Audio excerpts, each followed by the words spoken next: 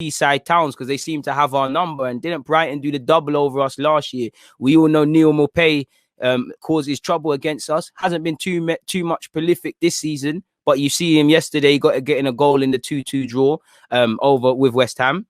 Brighton are not as good as they've been. And when I think of Brighton, I think of good technical players. I think of a good manager who's adaptable and got good tactics. I also think of set pieces. Now, you saw Lewis Dunk score from one yesterday, people. And 5 of his 7 goals in the Premier League have been scored from corners. All 7 have been netted from set piece scenarios, basically. So that's something we need to be very aware of and alert to, people, because against City, we let ourselves down from a set piece. Everton, we let ourselves down from a set piece. Burnley, we let ourselves down from a set piece. We need to switch on. We need to switch on. And even against Chelsea, as much as we won, we didn't heed lessons because we still conceded a goal from a wide area and we still conceded a late goal, something we know Tammy Abraham is capable of. Like I said, this individual ended his goal scoring drought. And we all know, it was a result of him not being... You go and look at the build up the goal. It's good play from Brighton, but then nobody's following the runner. And again, that's been the bulk of how we concede our goals. Nobody follows their runners. We all know Brighton is our bogey team. And, Welbeck scored against us for Watford, if I'm correct. Again, he saved us from relegation a couple of weeks ago with getting a point for Brighton. He might have something to say. And we can't read into Brighton's poor form because, as you lot know, when a team is playing poor, the best team to play is Arsenal. And for me, the Chelsea game doesn't change much because people should still be looking at Arsenal as a soft touch, as someone where if you're a striker not scoring goals, get on the score sheet. If you're a team that's in a barren run of form, playoffs, people probably looking at the Chelsea result as a blip and say, yo, they've been getting battered. They were due a result. Every bad team has a good result in the season. They beat Chelsea. Let's make sure they don't get their hopes up because Brighton, they haven't been able to win too many times. They score some good goals. They've got quality, man. They've got Solly March isn't a bad player. They've got Connolly. They've got Glenn Murray's gone out on loan, I think, to Watford, but he's typically about. They've got Welbs. They've got quality dotted around their team, people. They've got quality players that can exploit us. Someone like Webster as well, like against Chelsea and like against Chelsea, where Zuma's statistically the most passer. Keane makes the most passes for Everton and Højbjerg for Spurs at the time. If Webster plays, lock him down. We all know they played Dan Burn at fullback. We didn't test him last time. This game last year was almost what resulted in Guendouzi's career being done here. Because if I remember correctly, they came back from behind. Pepe's banger was cancelled out. They did the double over us last season. So they should have every bit of confidence. They've got our number. In the same way we stopped the rut temporarily against Chelsea, go and build on your run of form because beating Chelsea is irrelevant. If you lose to Brighton, you're back to square one. We're playing a resurgent West Ham. I don't want to go as far as to say they're resurgent, but they got a good point off Liverpool. And I don't know West Brom's next game, but, I'm sure Sam Allardyce, they don't like to play. He doesn't like Arsenal. They're going to want to put in a performance. They've got a couple of former Arsenal players in Kieran Gibbs, Ajayi, and I'm missing somewhat. There's one more player I'm missing out, people. So they're probably going to want to cause us trouble. Looking at the form, people here, Brighton ain't been too good this year. They failed to hold on to the lead twice against West Ham. They drew against Sheffield United. They drew against Fulham. They got smacked up against Leicester. They fought well, but Southampton dealt with them. Credit where due, that's a good point. That's also takes balls to do, 10 men, 2-1 against an informed Aston Villa side. And they also drew with Burnley. So, again, you look at their last 5 games, people, 1, 2, 3, 4, 5. They ain't got to win, people. Don't let Arsenal don't be the team to allow them to win. Both teams really aren't in that bit much of confidence. In a game of fine margins, they played yesterday, we played on a Saturday. I want to see us looking like the fresher team. It's going to be a big clash. And for Brighton, they can't afford to F about like us because we've got a tough West Brom game after this. They've got a tough Wolves game, So tomorrow at 6 p.m, it's a Mazzolini. In relation to their formation, you see what they're coming with, people. Against West Ham, they went with this. They play 3 at the back. Solly March will get as wide as possible. Dan Burn will get forward, and he's better than people giving credit for the centre-half in this left-back role. Dunk is a threat. Webster gets onto the ball. Ben White hasn't hit the heights, I believe, of last season, but he's still a problem. Tossart is very technical. We know about Maupay. We definitely know about Danny Welbeck. Apparently, there's injury concerns over Lallana. I don't know if it's... managers playing coy and things like that, but there's him. Bissouma's been linked with us. Liverpool, we all know he's a good player and good at breaking down play. same business as usual against them in their game prior to Liverpool. So we know what to expect. When I see this, I expect them to be solid, compact, difficult to break down, and a team that will exploit you on the counter attack, or if you give them opportunities. You know, Webster and Dunk in particular can play forward passes. If they get it into this man, if you let this man 1v1 versus our fullbacks, they can put crosses in. Brighton know how to play against us. Mupé knows how to stay on the last shoulder. We need to follow our men. I just hope we've learnt our lesson from the game last year. That's all, you know. Learn your lessons, people. Learn your lessons. That's all we can say. Now, again, a bit muffled up here, people. Again, screenshotted. Let me make it a bit bigger. Crosses. You know, we let ourselves down from a cross against Chelsea when they scored, people. When they scored. Statistically for crosses, you know, we had a tough Chelsea team to play against who ranked 4th, you know. Burnley, we let ourselves down in that regards. Wolves, we let ourselves down in regards. Look where Brighton are. They're 7th, 286 crosses. So be prepared to clear your lines. Be prepared to follow your runners. Be prepared to mark up properly, because we're going to be in for a big day at Brighton tomorrow, people. Passes, again, another terrible screenshot, but I had best intentions with you guys. If you can't read it, allow me to read it. As you can see, Brighton are top 10 for passes, so they're a good ball-playing team, people. We're 5th, and we've been poor. They're 10th. Now, again, context is key. I guess if we could further, break this down and see, how many of these passes have been forward passes, how many have been backwards and whatnot. And I think when you play a back three, you're going to end up in these statistics. I do believe they've got 19 goals this season, which is more than us. So we can't really say too much, really.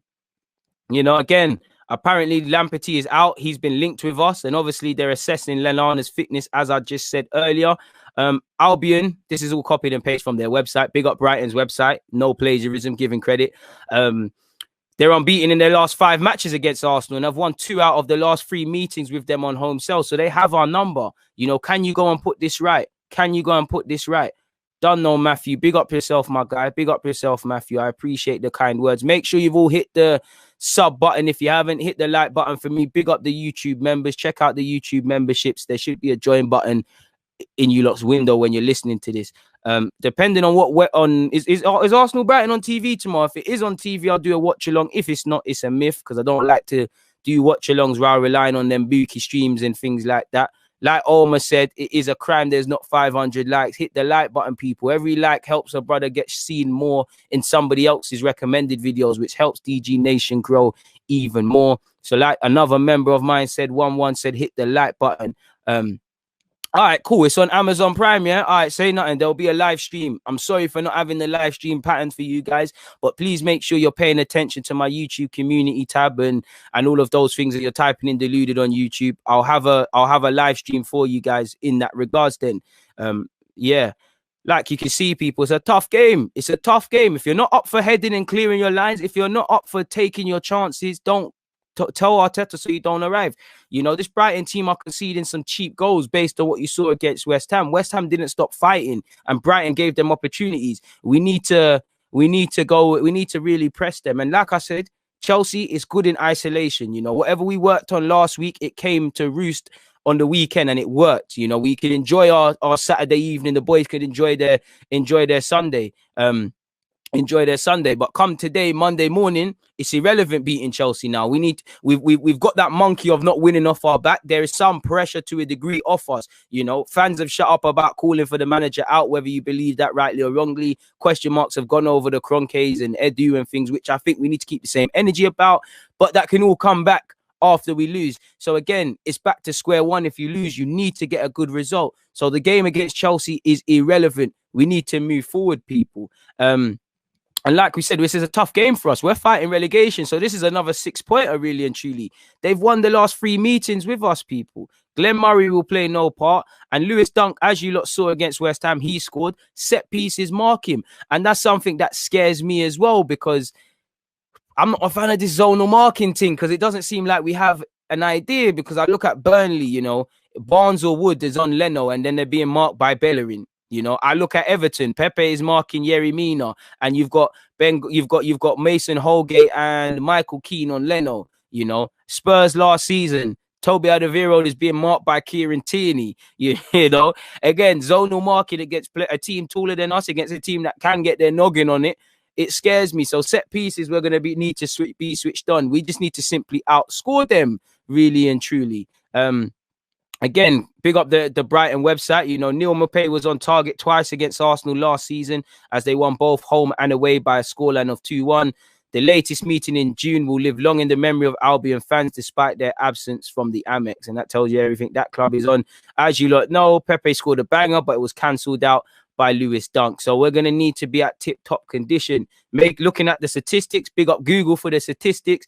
Brighton won home and away games against Arsenal last season. They've never won 3 in a row against the Gunners in league competition before. So these Brighton players, we're chasing to eradicate negative history. They're chasing positive history. And again, like us, you know, if I'm great in point, I'm saying I'm not being funny, boys, but we've let ourselves down. We've been working well, you know. We know how to play Arsenal. This is where our season starts again. This is where we get 3 points that can, like I'm saying, I'm doing a lot of talk about Arsenal beating Brighton to go with Chelsea, and that can help and be a catalyst for us to pick up some form. From Brighton, I'm saying, yo, these Arsenal boys are a soft touch. We've got their numbers. Our season starts today. Let's go and get 3 points and move up the table, people.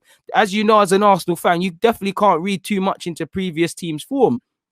So we'll have to see what happens in that regard. After winning their first 2 top flight away games at Brighton, 4-0 in 1979 and 1-0 in 1981, the Gunners are winless in their last 5 league visits to face the Seagulls, losing 4 and drawing 1. You know, even going back a couple of years ago, I think under Emre or maybe Wenger, when I think Kolasinac and all them man they were playing, and we was playing in that blue, the sort of burgundy kit, not burgundy, like navy kit. We let ourselves down in that game.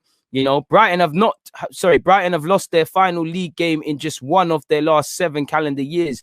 So again, read into that what you will. We lost our final league game in both 2018 and 2019. We've not lost our final league game for 3 consecutive years in a row since doing so in 1947, 1949.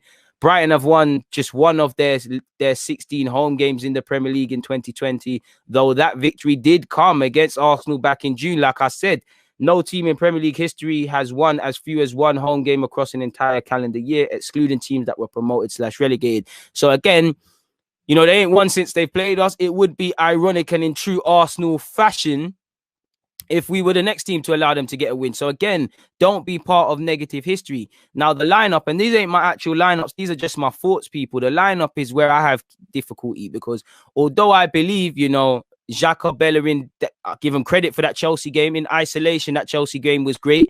But throughout their whole careers, you know, Bellerin's had good games against Chelsea before. Xhaka's gone through moments of good form. But it's the simple fact is, I don't know what I'm going to get tomorrow with you lot. Literally, I don't know what I'm going to get tomorrow. So on one hand, I do think everybody played well, and we should name, to a degree, an unchanged lineup, with the exception of maybe bringing in Aubameyang if possible. Smith Rowe might have to be guilty of that if we move Lacazette behind back into that 10 role and bring in Aubameyang through the middle.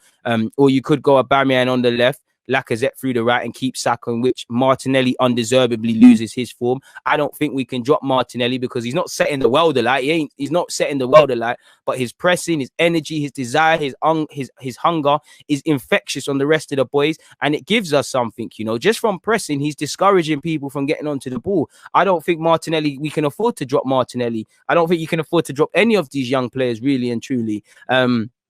And again, you look at the defense. I know our hand doesn't help with the injury. Sorry for touching my nose. It's very itchy, people. Marie and Holding, again, we've got injuries. They probably have to retain their place. Again, Marie has to miss out this game because of the COVID stuff.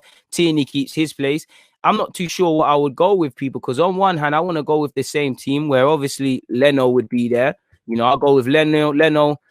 On one hand, I want to bring Maitland-Niles, but again, I'm a fair person. Based on the last game, I think Bellerin deserves to retain his spot. But are we going to get the same Bellerin from last game? We don't know what Bellerin's going to turn up.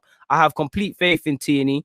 I've got time for Holding and Marie. But again, Neil Maupay, you done well against Tammy Abraham. Maupay is a different sort of striker. He's not going to just stand there for you lot to back into and get tight to. He's gonna do that a couple of times and then drift.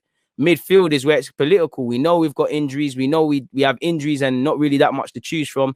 Do we go with Emil back in that 10 role? You know, the challenge for me with Emil is, can you do it twice in a week? You didn't play amazing against Chelsea, but you gave a good account of yourself. Can you play to that same level against Brighton or better, you know. But to do that, he has to be obviously played and given a chance. You know, we need to. Can you do it twice in a week, like Arteta said? Can we as a team do it every 3 days? You know, can you do it every, you know, three games across 10 days? Can you do it? Can you do it twice a week?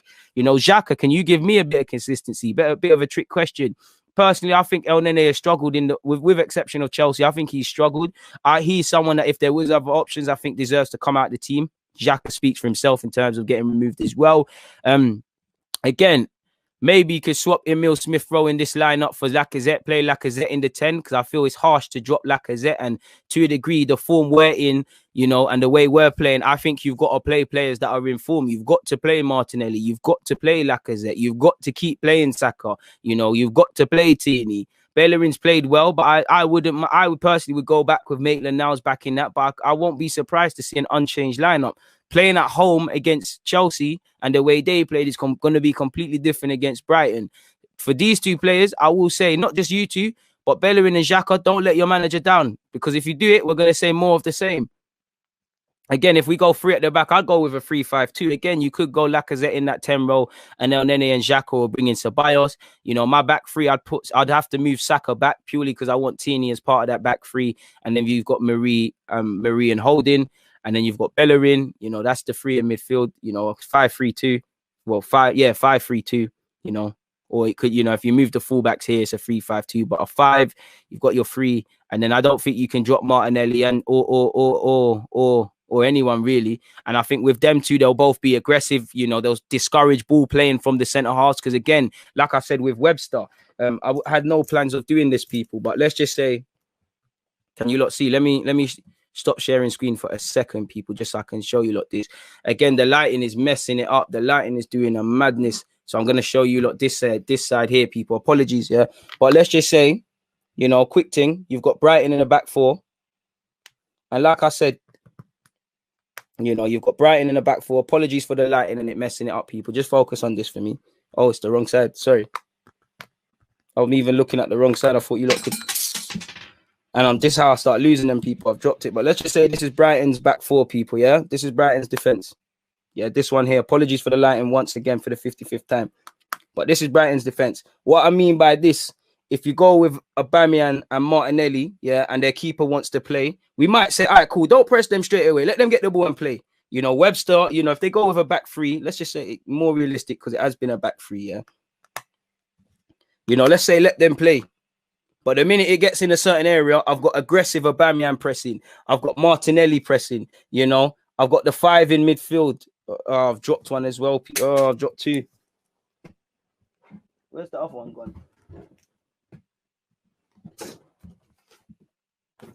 Apologies, people.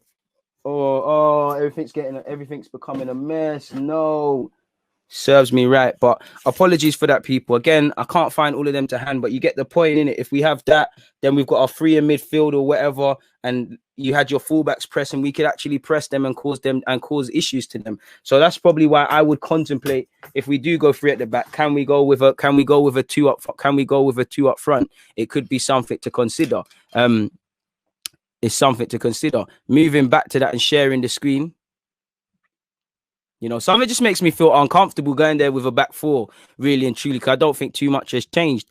So yeah, you could go with that. I would, admittedly, I'd like to keep the same back 4, the same formation we went with against Chelsea, and make that the norm. But in a good way, you know, how do you fit your players in? I think he's hard done by if he isn't, if he doesn't keep his spot. And again, like I said, we want to know if Emile Smith-Rowe can do it twice a week now, because it's irrelevant if he can do it once, but you've got to be given an opportunity. And the big questions for me is, do you drop Bellerin and Xhaka? Because on one hand, I think spots are earned and they've played well. They deserve it. They deserve kind of to keep their space. But at the same time, if it goes an iffy way, what do we say? Definitely more so for me with Bellerin, because he's going to be up for a long day. Or same way, if you bring in Maitland now and he plays poor, you say, why didn't Bellerin get a chance? So that's the biggest decision. I don't think Arteta is going to drop them because he always wants to play them and he's been given a reason now. I don't think Martinelli we can afford to drop him, but at the same time, for me, regardless of form, you've got to get your best player back in there in some capacity. You know, can you really afford to drop Lacazette, people? I'm not sure. Can you drop Lacazette? Is it fair? You know, it's unfair to Emil, but again, you know, could you go with Lacazette in the 10? Then you've got the positions freed up for the other attackers. And it's not about being fair now. It's about getting results. So it's a difficult one to consider. It's a really difficult one to consider, and one we'll have to see, people. So we'll see what happens in